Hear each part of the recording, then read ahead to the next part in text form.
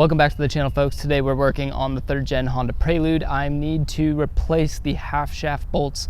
There's 3 of them. One of them is the correct bolt, one of them is missing, and the other is another bolt that I was able to get in there temporarily. On the first manual swap is when I lost those 2 bolts, or they were just never in there. I honestly don't remember. But today I've got 3 new to me bolts. I'm gonna go ahead and try and see if I can get those to work.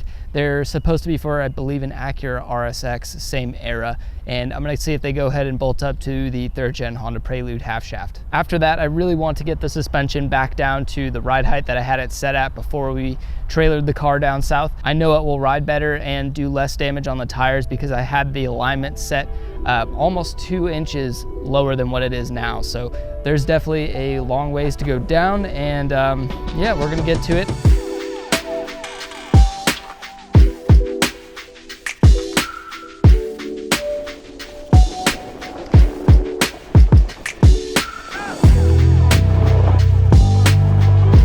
Here's a look at those used half shaft bolts that I got from the Acura.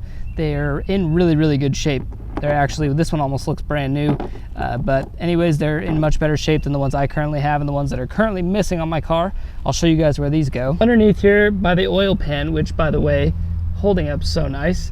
No leaks from the oil pan. If you look off the transmission coming up over the exhaust, you've got the half shaft here, this guy. And we need to replace those bolts. So obviously you can see I'm missing one there. That's the only OEM one I have. And then there's another one up above this axle that is not the same, it's not the proper bolt. It is one that I was able to, it's the same thread pattern and size, but it's not the appropriate bolt. So I'm gonna swap these out. First, I'll just try and replace this one.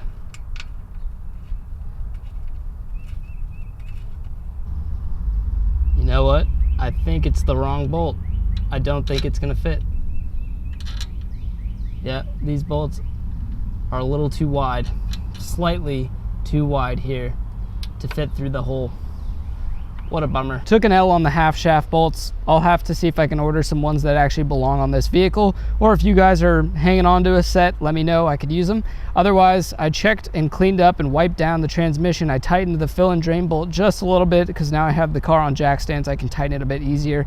I guess we'll see if it continues to leak. And the good thing is I cleaned everything underneath there, so it's not too hard to give it a quick wipe and then more easily find out where the leak is coming from. I'm gonna move on to the front suspension. I actually don't really even need to measure it. I remember that the front, I pretty much almost bottom out, not even about a pinky width left of threads on the coilover. So I'm gonna bring it to about there, and then we'll drop it down, see how it looks. Probably move on to the rears.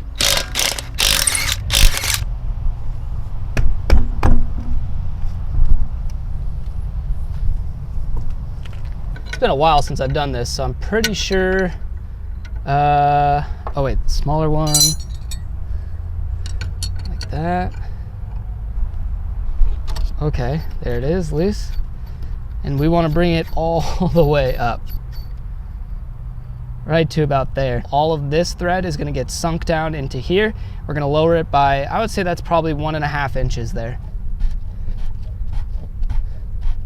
Now that we've got just a little bit less than the pinky's width there, I'm gonna go ahead and tighten down this bottom lock collar.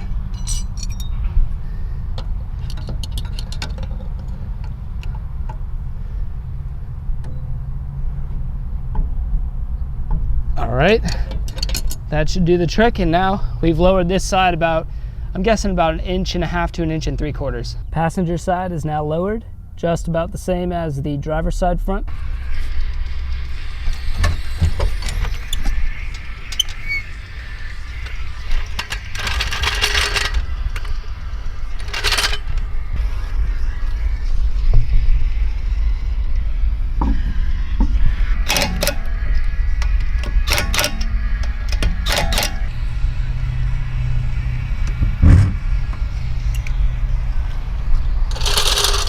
Day 2, I have polished up one of the rear wheels. I figured I'm not even gonna bore you with that video content because it's literally just me doing this, rubbing a wheel for like 3.5 hours.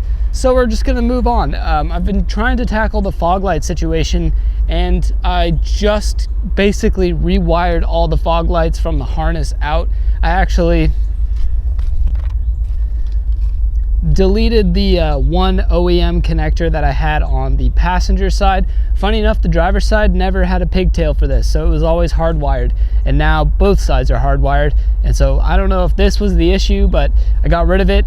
Now I'm not blowing fuses, and I'll show you the fog lights work. I've gone ahead and turned the stereo on just so it's drawing more power.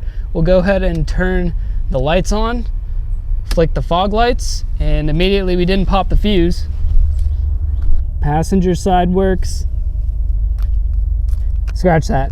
Driver's side works, and the passenger side works, which means we have two functioning fog lights. If you look here, I ended up basically just cutting off that pigtail, that OEM one, and wiring it right to the harness. And I've got just some tape holding those two connectors apart so they don't touch each other and short out the fuse.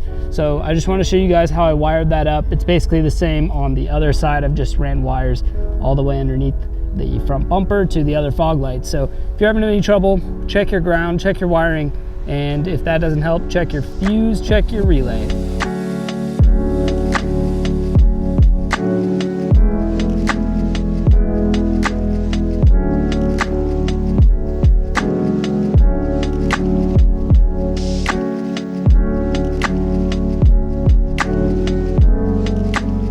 Put the front bumper back on, fog lights installed. You guys saw they were working before I installed the bumper, and now they do not work, and I've been popping more fuses. I've probably gone through at least a dozen 15 amp fuses at this point.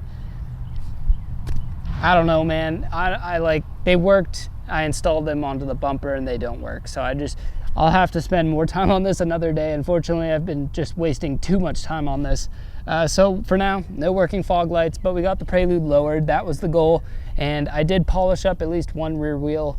I'm just gonna do the other one off camera. It's such a pain and not that exciting. So I did get the new front lip in. I'm not sure if I want to put it on the car yet or if I want to wait. I'm more leaning towards waiting because I need to paint this car. It needs to get dealt with as soon as possible, and I mean that within the next few weeks. Because I don't have a garage and this car is outside all the time, I think my only option is to just go panel by panel. So for example, I'll start with the fender here, and I will sand the whole fender down, Bondo fill what I need to if there's any dents and imperfections, basically get it all complete, and then primer it with, I don't know, I'm just gonna get some cheap primer, and then basically move to the next panel. And then once the whole car is covered in primer, I can then either add more primer, sand, primer, and then, you know, paint after that. But that's my thought, is just go panel by panel because I'm outside. I'm gonna have to spray this primer just out here, and it's not gonna be the most perfect paint job ever, but it's the only way I can figure how to deal with this because like I said, it has to get dealt with. The rust is just overtaking the fenders, and I don't wanna have to go in and replace panels later on, so I'd rather just deal with it now. That's all I got for you guys today. Thank you for watching. As always, hit that thumbs up if you enjoyed it. Comments below what you have in mind for this Prelude, what you guys want to see, and I will see you in the next one. Keep elevating. Adios.